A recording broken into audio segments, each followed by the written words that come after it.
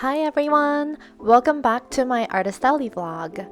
My third Artist Alley was at a local one-day convention at Anime Fairfax in Virginia.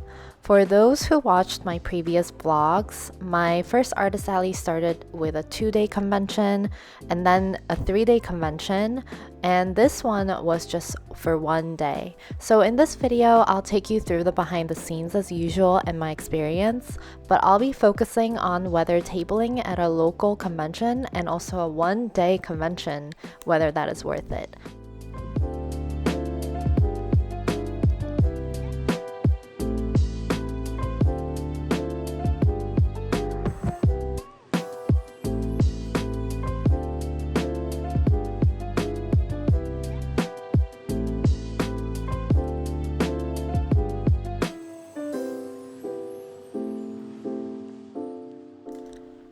Anime Fairfax is a new event that kicked off this year for the first time, and it is run by the same group that runs multiple events across the country, including Fairfax Comic-Con, where I had my first Artist Alley earlier this summer. And as you can tell by the name, Anime Fairfax was at the same venue where Fairfax Comic-Con was at, so I felt a lot more comfortable and didn't really feel nervous on the way to the venue when I went to set up. And the event was held for 1 day on Saturday, but I decided to go set up on Friday evening because it's local to me, so it's pretty easy for me to go a day early and, just feel more prepared that way. When I got to the venue, the Dulles Expo Center, I was actually surprised that it was in a much smaller space than where Fairfax Comic-Con was held at earlier this year. That event was also at Dulles Expo Center and was in a fairly spacious large area, so I had assumed that it would be the same exact place, but Anime Fairfax turned out to be in a smaller room right next door to where Fairfax Comic-Con was, but within the same venue. So I think it's because Anime Fairfax, as I mentioned before, was its first year this year, and there were actually 2 other events going on at the venue on the same day. To be honest, I was a little bit disappointed and worried at first whether this will turn out okay because of the small space, but it turned out more than okay, as I'll talk about later in the video. Send this to the KPs. Send this to KPs. So let's talk a little bit about table placement. Anime Fairfax was divided into 2 sections. Towards the front was the exhibitor section, and in the back was the artist alley. I ended up getting placed in the exhibitor section near the entrance, and wasn't sure how I felt about it because I was isolated from the artist alley, and I was close to the entrance, and in my opinion, people don't immediately enter the event venue and make a purchase right away as they'll want to look around first. But given how small the overall venue and the space were, I don't think table placements made a big impact on sales, thankfully. I didn't know you were doing something.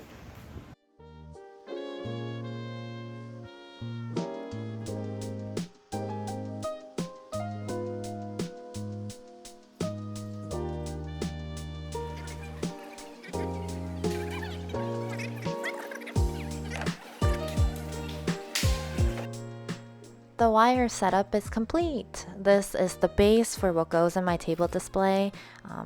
Although this was only my 3rd time tabling at an artist alley, I have switched up or improved my table display every time I've been to one, and so I'm planning to make a vlog on table display tips, especially for beginners like myself, and what I did with it. So if you're interested and would like to watch those future videos, don't forget to click subscribe.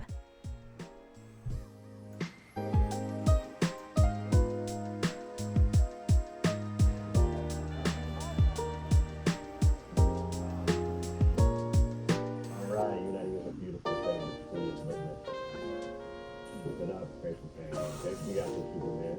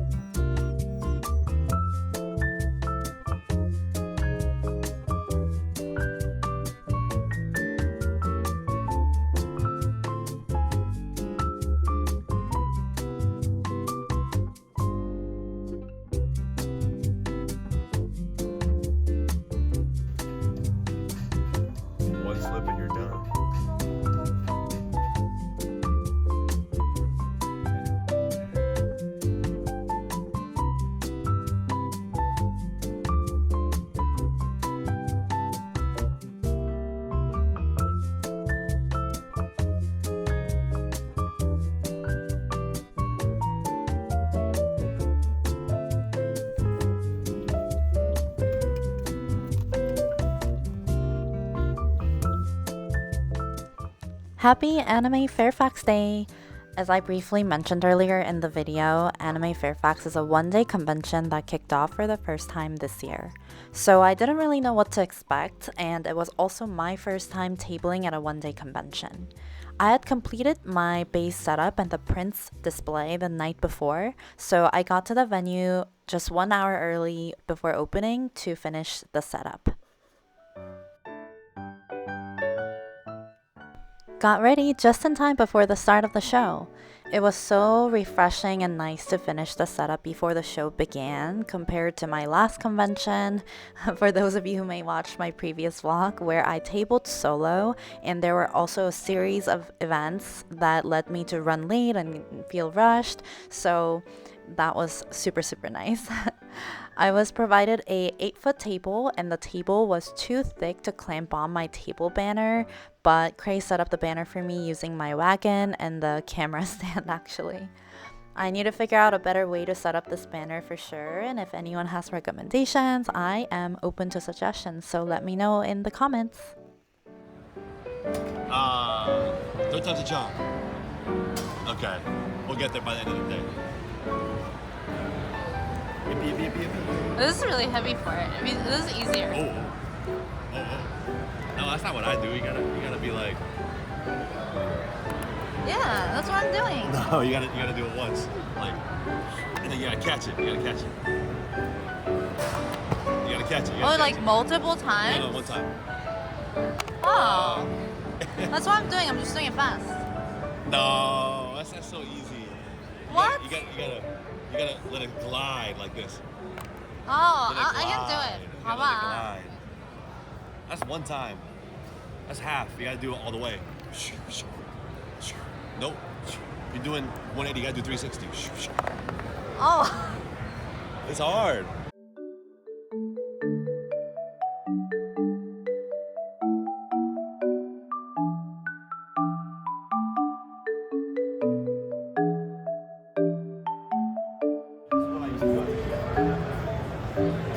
The easy stuff. You do that?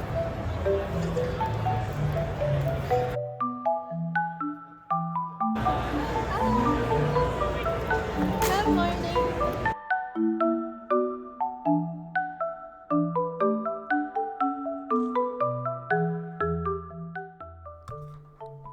The show was from 10 a.m. to 4 p.m., and as soon as the doors opened, people started coming in, and it got really busy between 11 a.m. and 2 p.m. At certain points, there were even lines at my table, and I was so thankful for that. I think from my solo tabling experience from the prior convention, though, even when there was a line, I tried to, stay calm and really just meet the customers' demands and asks as efficiently as possible.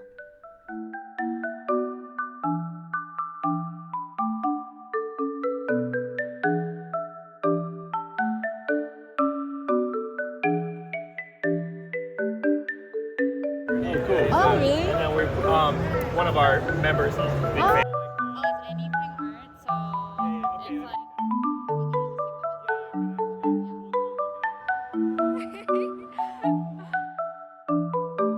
Pikachu and Totoro.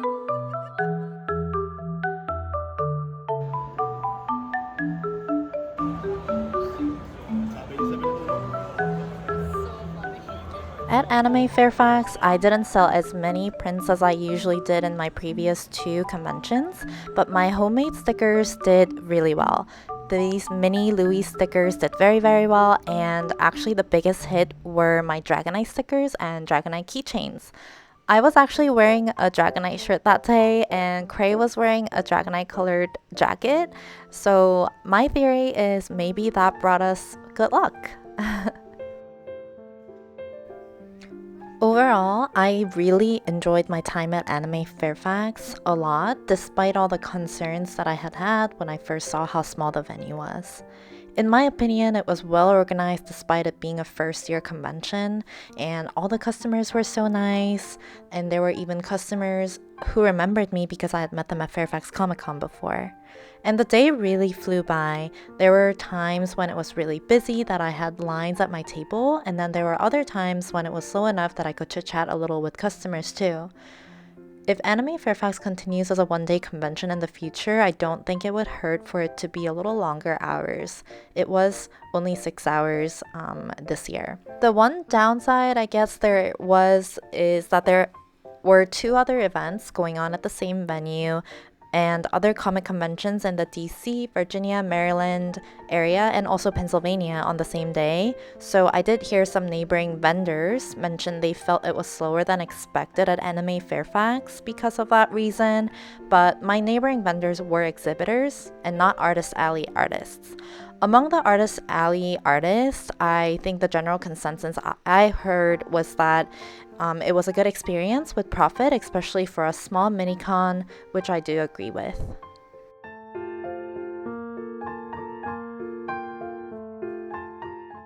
Fairfax Comic Con, as you know, was 2 days, whereas Anime Fairfax was 1 day.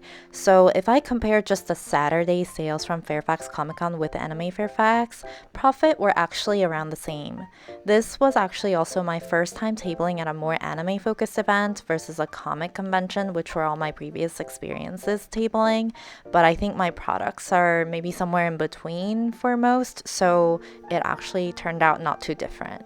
And given the 2 events were not that far apart from each other in time, I thought it may lead to decline in sales for me, so I was pleasantly surprised to see similar profit for both. So the question you all may have been waiting for, is a one-day mini-con worth it? Yes, 100%. I think it is more than worth it. This obviously will depend on how you define success and worthiness, but for me, this was a local convention.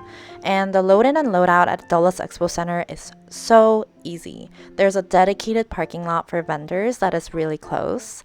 And honestly, now having tabled at conventions where load in and load out can be really tough and take a long time, I feel very spoiled by the Dulles Expo Center.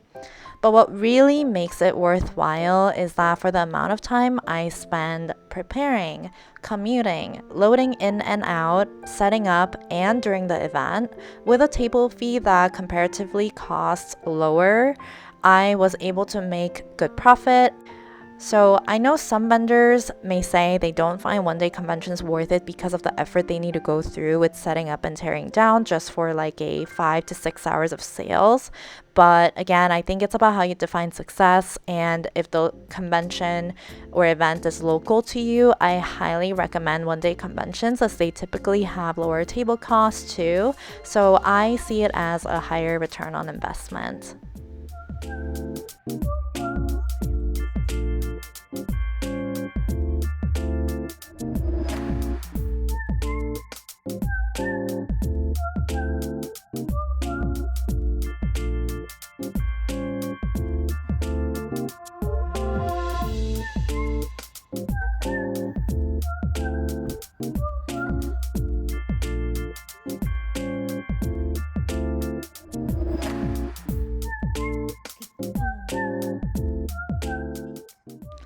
I hope this is all helpful for everyone, or that you enjoyed this vlog in general.